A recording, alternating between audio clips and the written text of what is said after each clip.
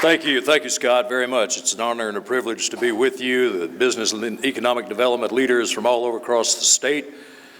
You are the fuel that powers the engine that drives the state of Mississippi, that economic engine, and we appreciate what you do, the jobs that you provide, the services you provide, and the dignity in which you do that, and the ability to make policy decisions that help us make good policy decisions.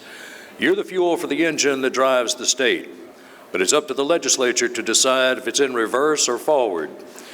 We want to make sure we go forward. We're going to make sure that this is in drive and that your energy is not expended uselessly. Thank you so much for what you do. Now, we have a big session coming up. We are in the first couple of days of the session. We're still requesting bills to be written and drafted, and we will introduce those before the deadline reaches us. Sometime next week, I think, is the deadline for requesting bills, and then the deadline for introducing is about 7 days later. Once we get those bills introduced and committees start acting on those bills in earnest, we'll spend a couple of weeks in committee work, 10 days or so, then we'll be on the floor handling those bills, and then we'll swap into the Capitol with those bills. The House will get our bills, we'll get the House bills, and the process starts all over. By the end of March, we should have a lot of decisions made as far as appropriations are concerned, and then general bills deadline before April 2nd, sine die. That's the schedule, and we know that you'll be interested in some of these pieces of legislation. You as an individual or as a group have ideas that we need to hear to give us the knowledge that we need to make the decisions that are right for the people of Mississippi.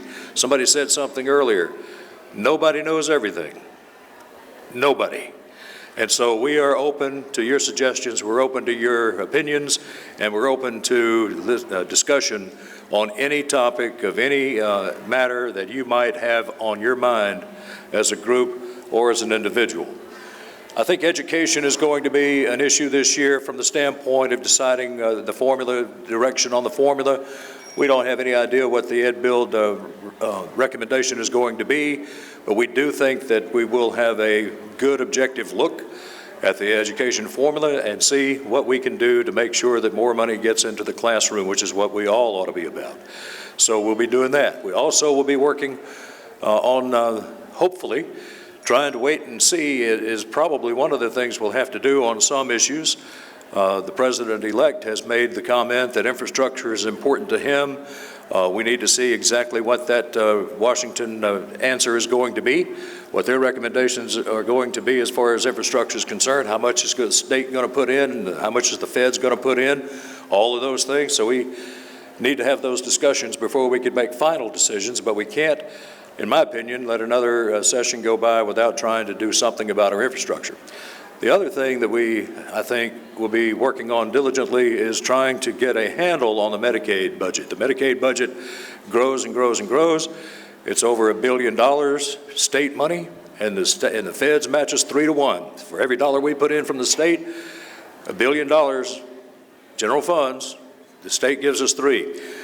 If we go to block grants, there's some discussion on whether or not that match would be there, whether or not we would get the same amount of money from the Fed. So we may have to make some changes and so forth. We just don't know what Washington is going to do. So that's another one. I think we have to take action on some of those issues, but have more of a wait-and-see attitude on Medicaid as well to determine whether or not we're going to be able to continue to have the program we have, whether we're going to have a changed program, a new, improved, world-class program, or similar to what we have now, which is the bare minimum. We have one of the lowest reimbursement rates of any state in the country. We don't reimburse doctors and hospitals and others as much as some do. So we can have some type of improvement there to keep our healthcare system viable for everybody. So we are going to be faced with those decisions. We appreciate your support.